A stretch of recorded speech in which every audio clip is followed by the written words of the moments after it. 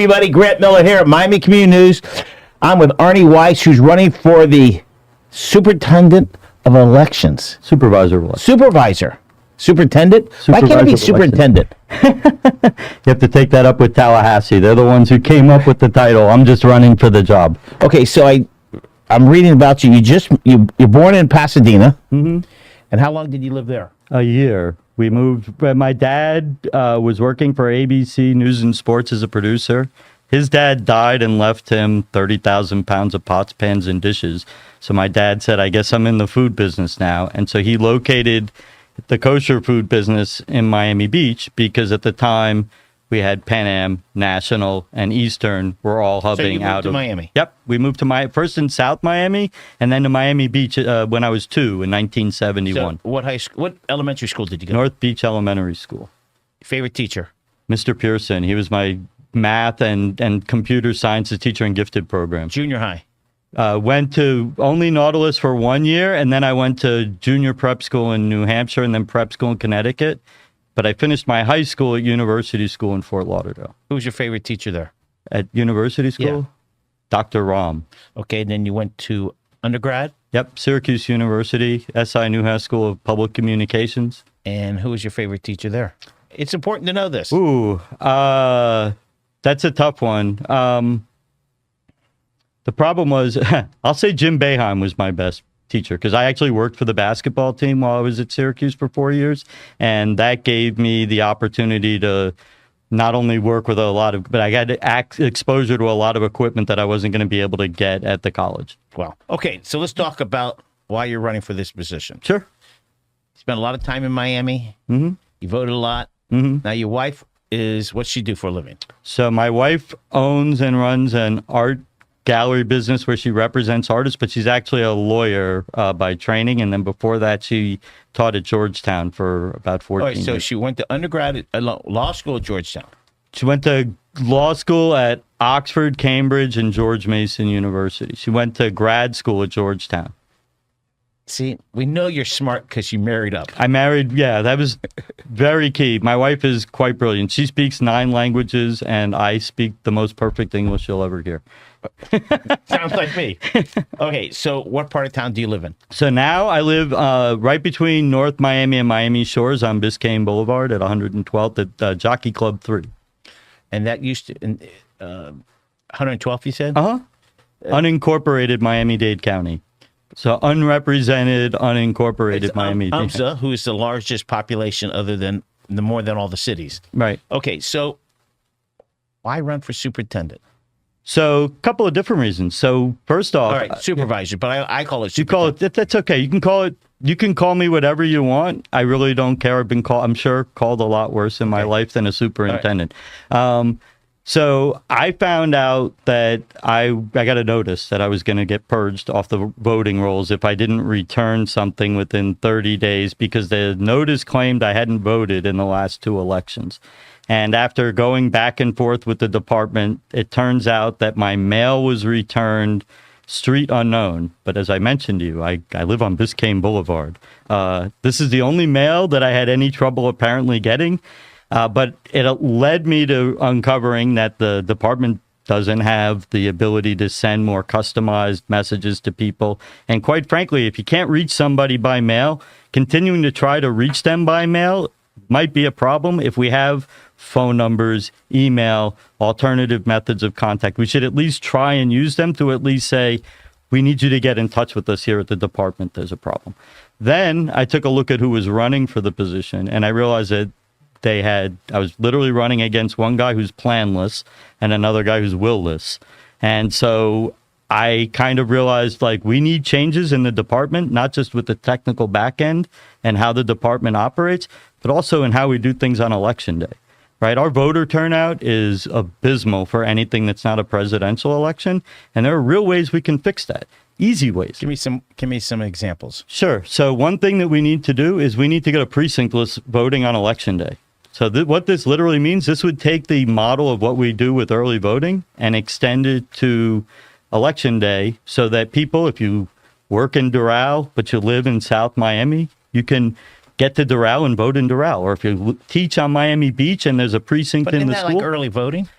But early voting is limited to a very small number of precincts. This would actually expand the model to the entire county. So you're saying, yeah, go ahead. not just early election. You're saying regular election day. Yep.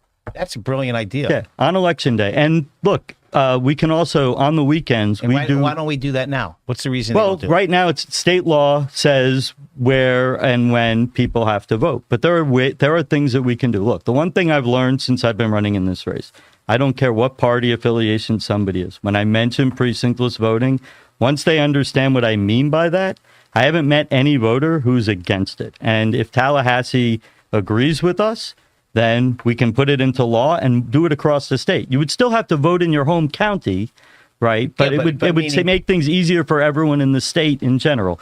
And then the other thing that we win with is, and this is huge, we have a lot of people in this community who've been their groups have been victims of targeting and suppression. If those people are now able to vote everywhere in the county, you can't target a precinct where they're voting if they're now able to vote on South Miami, in Doral, in Miami Beach, right? So this is a state law. We have to vote in the precinct. We would have to get it into state law. But keep in mind, we can also put this on the ballot, right? So in the past, the supervisor of election, we put it on the ballot and we vote for it. That means statewide, we would literally pass a constitutional amendment saying, essentially, any registered voter in the state of Florida should have a right to cast a ballot at any precinct in the county in which they're registered on election day. We can tighten the language, right? But leave it so unambiguous that there is no room for interpretation. And then I guarantee you we'll get 60% of the people. And that's why I actually believe if we put this in front of the legislature, there's no reason for them to not take it into account and say, look, this would increase voter turnout. Because then all of a sudden, primary election day, somebody who didn't even think it was a primary, but just happens to drive past a poll, might stop and vote. And right now, we get 20%. 20%. That's Dade County's 20%. Right. 19.2 in other 2022. Are we the lowest or the highest? Or we in Florida? So the state in general votes very poorly in our primary elections. Part of it's scheduling, right? What state does vote well? Other states that take the primary process and do it at one time. So like what we do is pick any state like Pennsylvania, California, pick Pennsylvania, New York, right? So when they go to the polls to vote for primary candidates, no, they don't go in August. They go when they're voting for their presidential primary because that is a higher turnout. Right, March. Right, exactly. So in March, or in some cases, it might even be as late as June, depending upon what state you're in. They're actually voting for the candidates that are going to appear on the primary ballot then. So the emphasis is on one race. The problem with the primary schedule, the way we do it right every now, 4 years for the president. But you could do the same thing even with, the problem right now is we're running it at a time of year in the summertime where people are on vacations, they're not around. There's very low, traditionally media consumption goes down this time of year. People are unwinding during the summertime. We need to have primaries timed to when we do elections on a consistent schedule so that people don't feel like the elections are constantly, I don't know when there's an election. One of the biggest things that I hear, and I know a lot of other candidates here, they don't even know that there's an election coming up in a couple of weeks. That's another thing that'll change. We can do a lot more for community outreach in terms of making sure that people know when elections are coming on. But another thing we can do is on the weekends. We can take our early voting times on the weekend, and instead of doing it 7 to 7 like we do for general or 4 to 8 like we do during the primaries, we can actually take into, what if we do 1 until 9 at night, right? Actually allow Orthodox Jews to vote after sundown on Saturdays. Allow people more time to do souls to the polls on Sundays. And we have a lot of people here who work 7 days a week between 7 and 7. If we give them a chance, it's a chance, right? This isn't about, Grant, how we can get every single person to the polls. It's how do we increase participation and awareness? Issue. Whether it's religious or how do we get more people to the polls, whether it's the time, by the mail. First 100 days, get elected, get sworn in January, I guess. Tell me what you're going to do from January to March. Right. 100 days. Right. So first, make sure we don't have an election that we have to do in March. Sometimes there are specials that can come up, in which case you've got a plan. Make sure that there's a plan in place for there. Then you got to get in and figure out who is actually staying based on and who actually isn't planning on staying. Put in a transition plan that allows us to accommodate for the people who are going to leave because they've decided to take on other work. But quite frankly, the department needs to be refocused. The department today is largely run off infrastructure and technology and other solutions that it gets from the county, right? We're going to be in a position where while the basics of the department need to be able to continue to run the way it is. So we do need to have an agreement in place with the county that bridges us during that transition. We have to start planning for getting off of the county systems, because a lot of the systems that the county runs on, they're not very efficient for us, and there's no accountability for the department once it's no longer part of the county. People don't realize that the election department is part of the county. It's going to be a separate, separate budget, separate everything. Am I correct? Right. It still will get funded through mostly through county funds. There are federal funds that automatically get funneled in that go through the county, but that's, and there are funds from the state that automatically get funneled through. But ultimately, the budget will still get approved, right? We're not going to have that problem. The county is not going to all of a sudden decide to underfunding the elections department just because it's no longer part of the county, right? We already pay, by the way, Grant, we pay $17 per man, woman, and child to run the elections department. And there are things at the department that we can look at in terms of spending $2.5 million a year for the rental of the training facility that they use. How do we, instead of doing that, maybe do training out in the field more? Can we virtualize training? Can we take that money and put it out into other things, right? I mean, the rental of that building. The rental of the building. Right now, one of the things that we're going to have to take into account, a month. They pay $2.5 million a year. Right? That's $200,000 a month. And that location's how many square feet? It's literally I've never been to, I'm not talking about the building that they use as the headquarters. This is an auxiliary building that they're renting. I don't know exactly where. I've never been to the facility itself. I just asked the supervisor because I was trying to understand this line item, Christina White.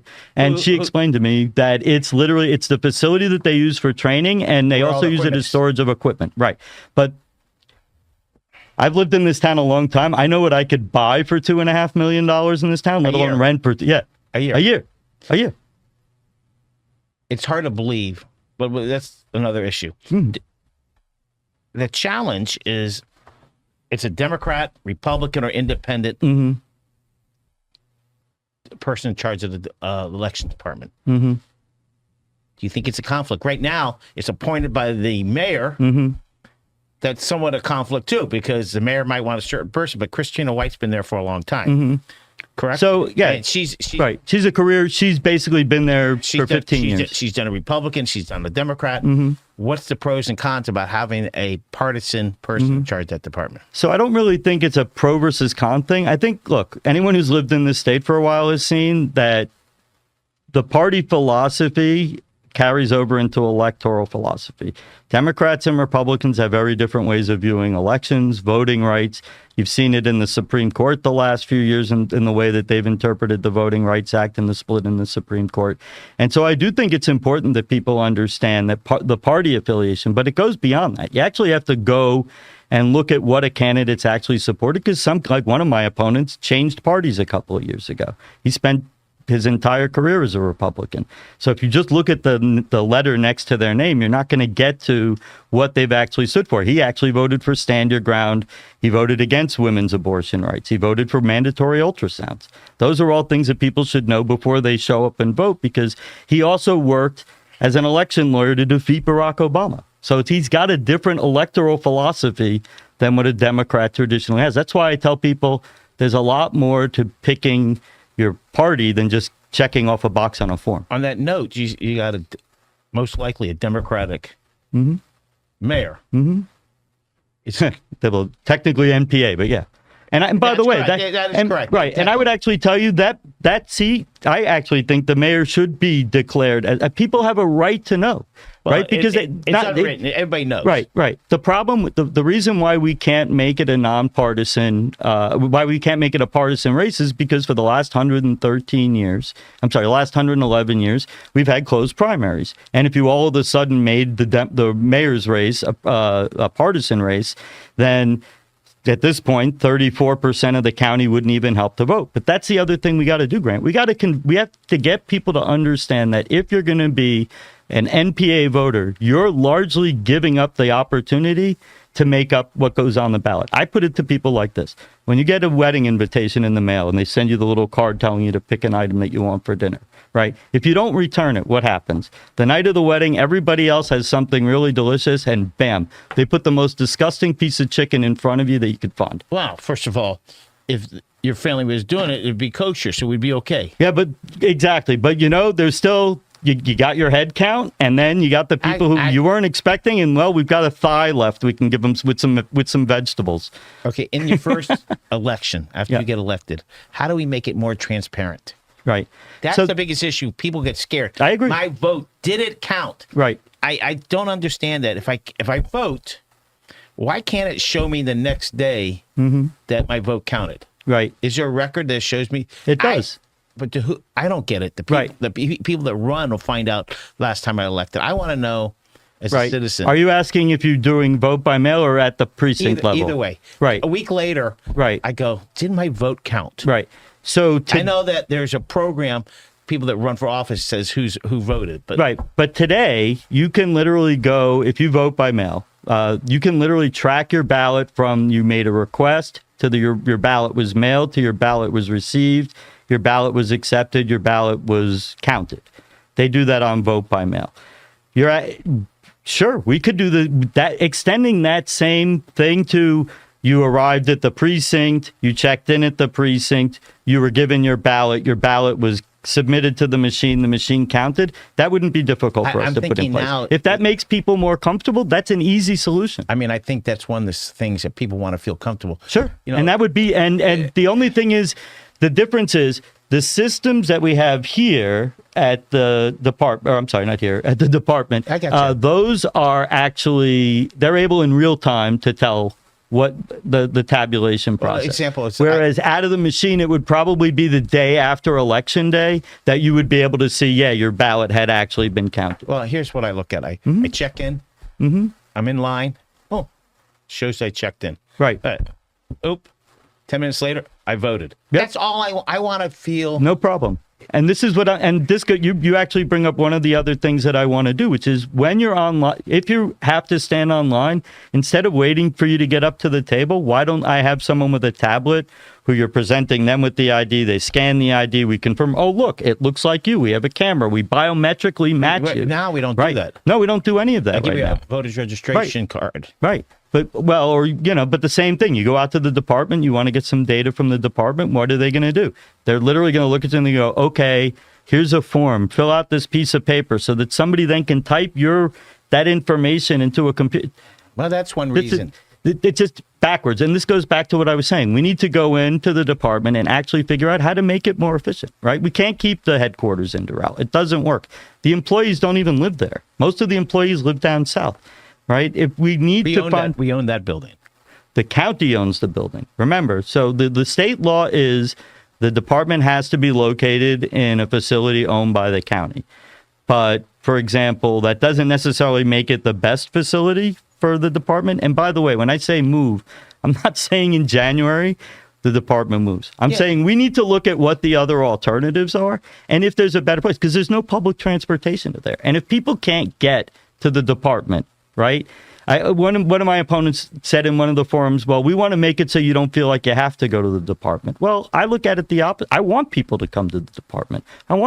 If somebody wants to see how we do things and how things are done at the department, I'm not saying open door, but I'm like, we shouldn't make it such a foreign place to people that they just see it as another bureaucracy. Well, that's one reason, one of the great reasons why this position is going to be elected position. The person, whoever gets elected, is going to be look at the big picture, and we want everybody to feel comfortable about voting because you hear how hard it is. We want to make it more comfortable. Okay, we're going to wrap this up. In 30 seconds left, why are you the right person? So I'm the one person in this race who's actually offering people a plan.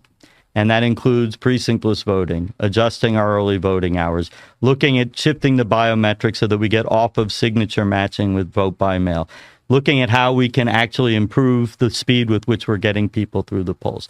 These are all things that we can they're aspirational. I understand that. But at least it gives us something that we're moving towards instead of just saying, I'm just going to be an administrator or I'm just going to be the lawyer that's here to talk to the other lawyers. Well, you said it's summertime. Well, right. People go out of town. People do this, do that. I just put on my summer attire. I wish I could have done the same. But we wish you good luck. Thank you. And it's just an important position, not just for Dade County, but all Florida. It's a great opportunity for us. Thank you very much. Thank you. Everybody, make sure you go out and vote. Have a great day.